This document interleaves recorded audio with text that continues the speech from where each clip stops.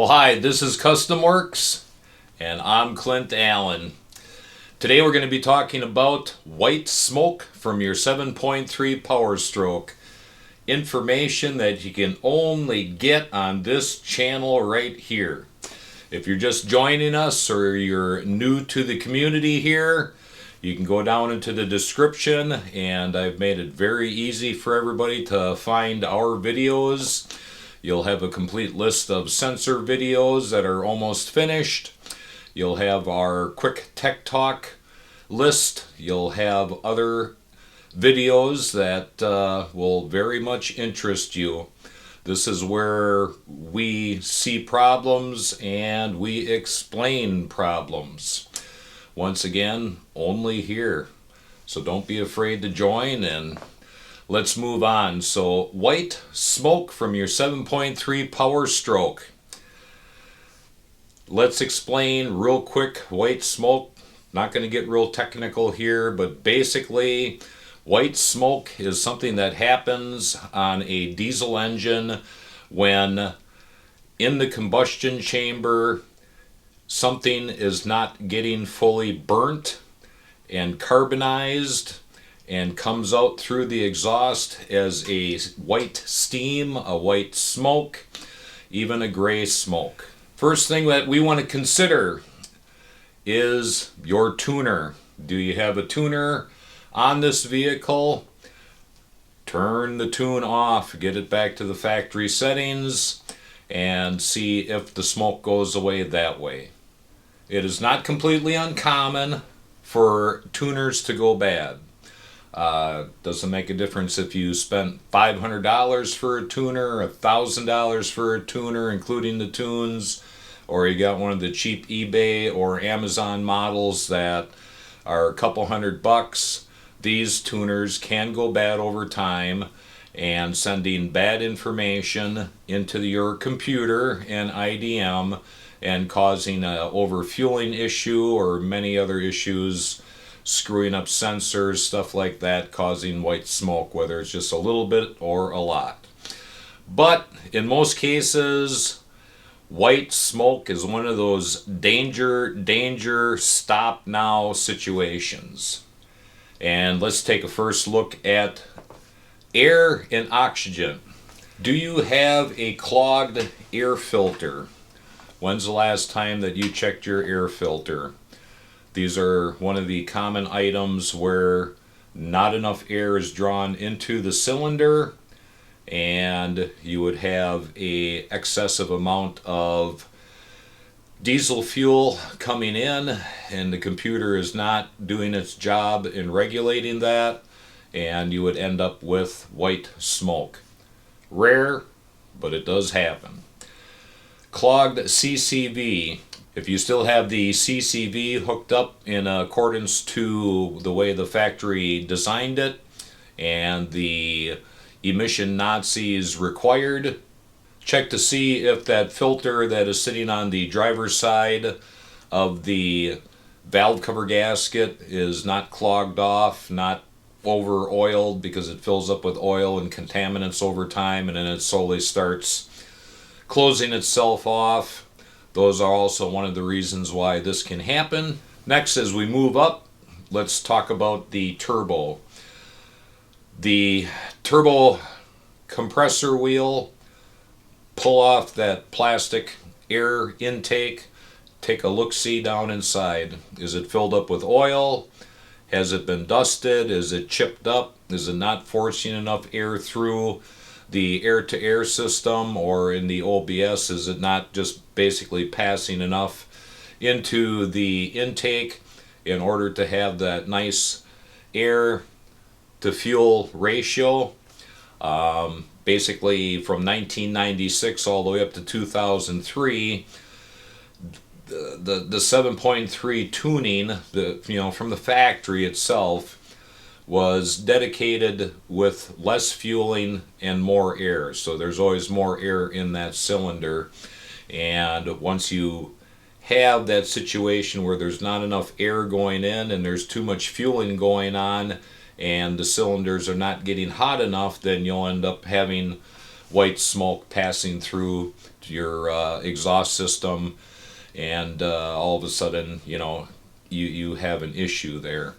Number two on that turbo, pull off the exhaust side, and you don't have to pull it off too far, and you'll see oil actually inside of the exhaust tube and inside the impeller side of the exhaust side of that turbo.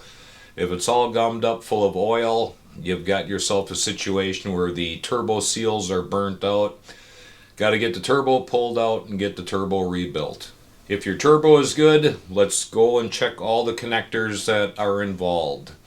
Check all the connections starting from right where the turbo leads off to the H pipe or X pipe or manifold intake, whatever you want to call it. But anyway, start checking all of the connections all the way through the air to air, all the way up back through to the back side where it comes back into that X pipe, H pipe, and including, and don't rule out the fact of the two connectors that are right on the heads themselves where the air intake is leading into. Those over time can also lose their seals, causing that off balance.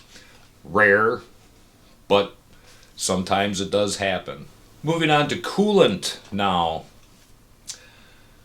Low excessive temperature of the motor, overcooling of the engine, will cause white smoke. Is the fan engaged and running all the time? Is it winter time? Those are situations where overcooling will cause not a full combustion because the cylinders are not hot enough, and you'll be blowing white smoke out of the exhaust. Cracked injector cups. Even though you might not see fuel sitting in your water bottle, it could be cracked at the point where it's just leaking down into the cylinder through the injector cups. And of course, anytime you get coolant going into your cylinders, it's going to have white smoke. And you should be able to smell it. Don't go up to your exhaust directly and go, right at the exhaust and smell it. But you will smell a sweet smell coming from the exhaust with that white smoke. That'd be an indication right away that you've got a coolant issue, and it more than likely is an injector cup. Now, just a real quick tip here, and we'll be showing this in depth in a future video when we get to heads. When you're installing brand new injector cups, it's really critical, number one, that sand with like 320, 400 grit, or with a Scotch-Brite, the outside of the cup up on top, get it nice and scuffed up, really nice. Get the bottom of the cup where you're going to be putting the sealant also. Get that nicely scuffed up real well. Don't leave it all shiny and everything and then push it down into place. Get those two areas where your sleeve sealer is going to make contact with the head, and make sure that those areas are nice and clean, nice and scuffed up, not inside the head itself, just the cup, so it has something to grab. That right there will eliminate problems on down the road. It'll eliminate problems right away.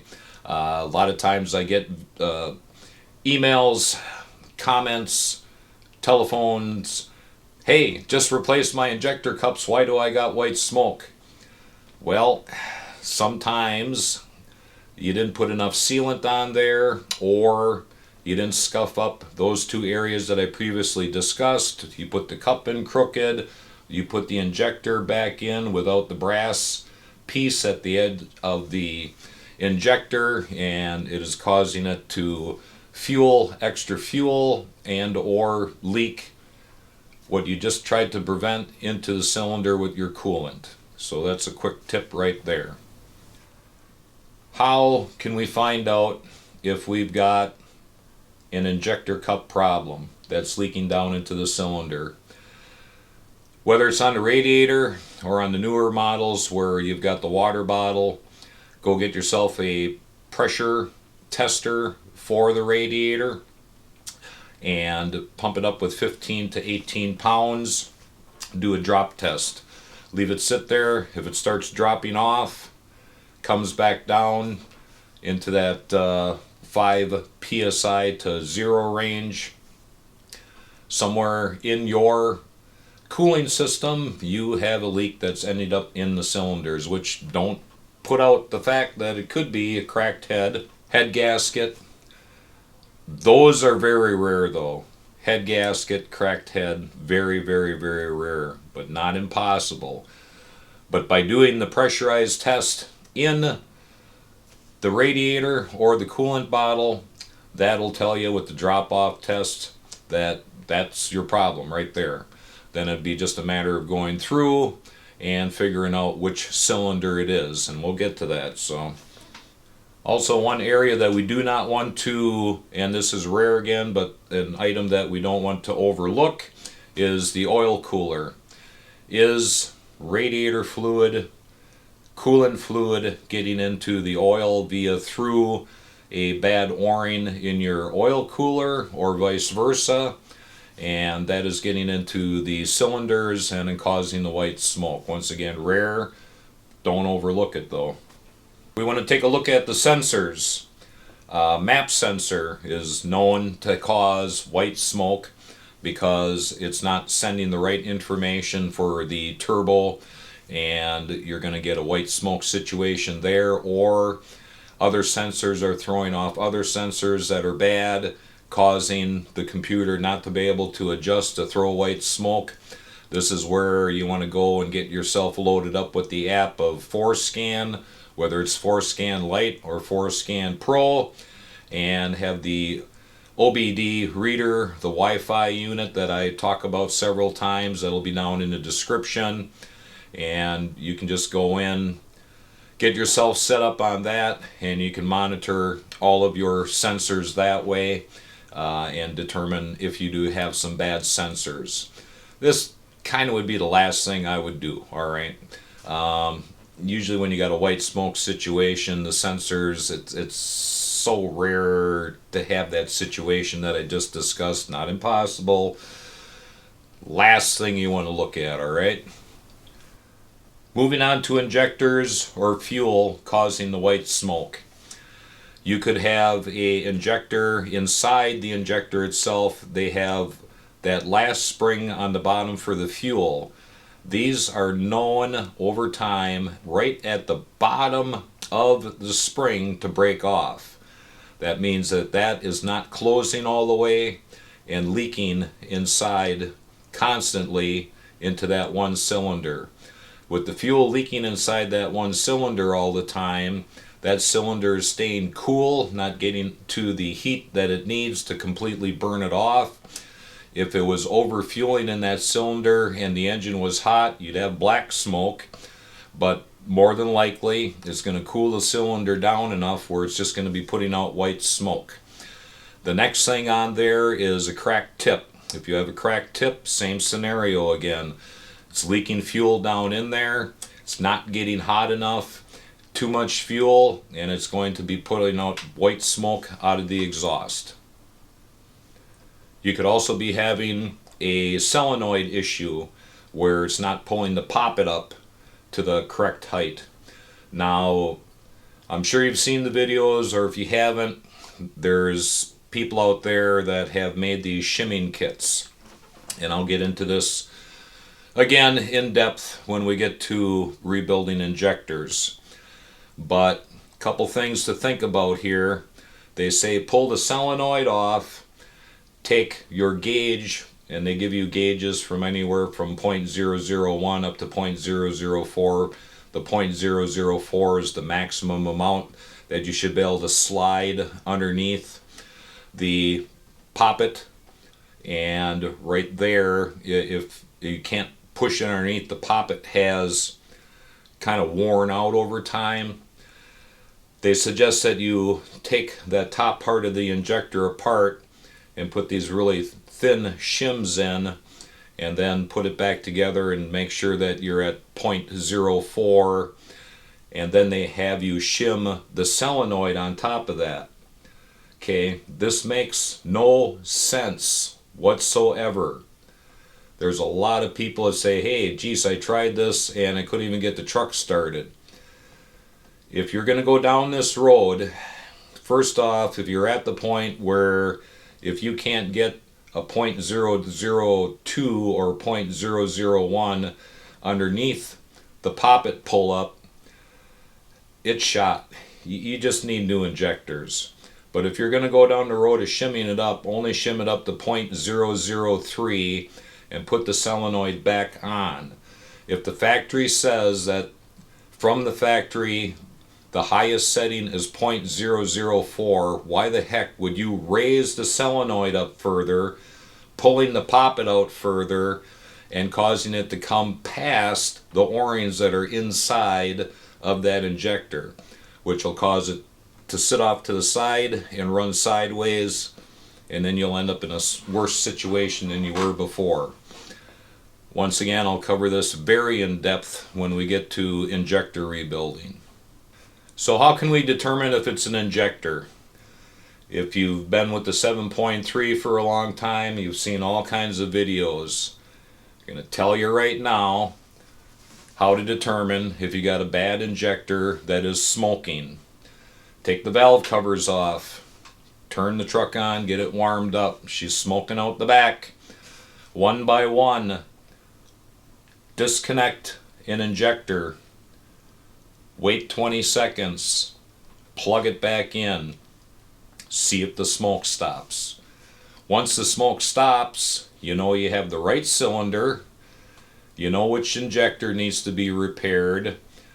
Bingo, you've got it. You don't have to sit there and wonder, don't have to sit there on forums trying to figure out this, that, or the other thing. You don't have to be wasting an hour, 2 hours going through YouTube videos. It's just as simple as that.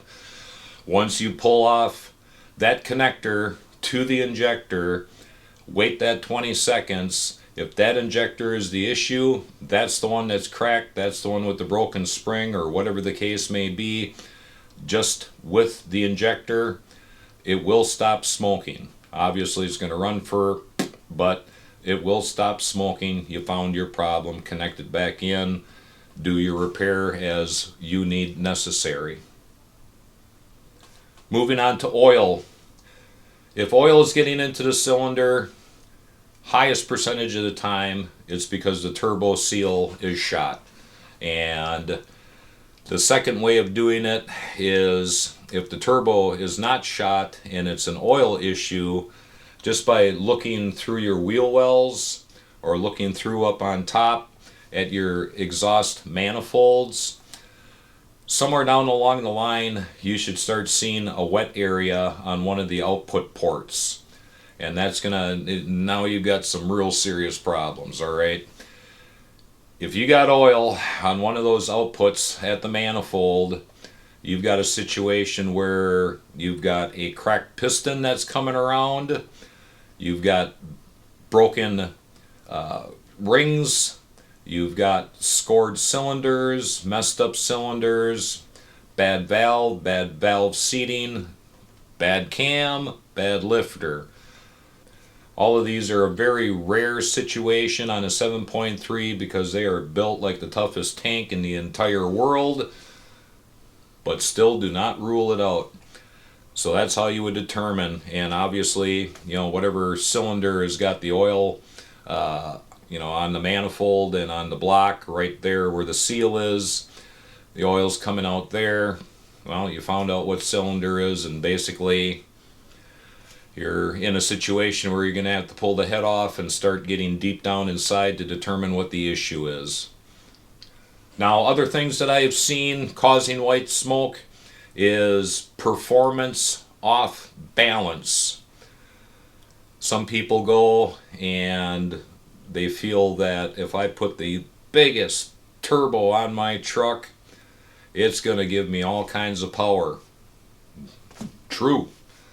But if you don't upgrade your air intake and you don't upgrade the exhaust going out, you're causing a situation where you're causing all this pressure inside the motor.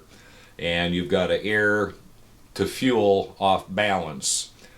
It's going to be doing all this sucking, and I have seen in 2 cases where the cheap Fram air filters actually got sucked, literally sucked inside the inlet tube to the turbo. You know, not the whole filter, but close to 30-40% of the filter made its way in to the air intake. Quite impressive. That's sucking a lot of air. But either which way, be careful of your performance upgrade decisions. If you're going to go put a larger turbo on, spend the money right then and there, or save up till you can and get yourself the larger air intake as well. If you're going to put a massive turbo on, the factory air system is not designed to suck that much air. It's just going to cause issues. You need to upgrade your air intake to a much larger filter, a much larger pipe, which is usually included with the turbo, by the way. But that all has to be upgraded. And of course, you've got the old suck, boom, blow. As she's blowing, she needs room to blow. So you need a larger exhaust pipe also, depending on the size of the upgrades that you're doing, of course. But anyways, I hope you've learned something today, and you take it easy, and you have a good day.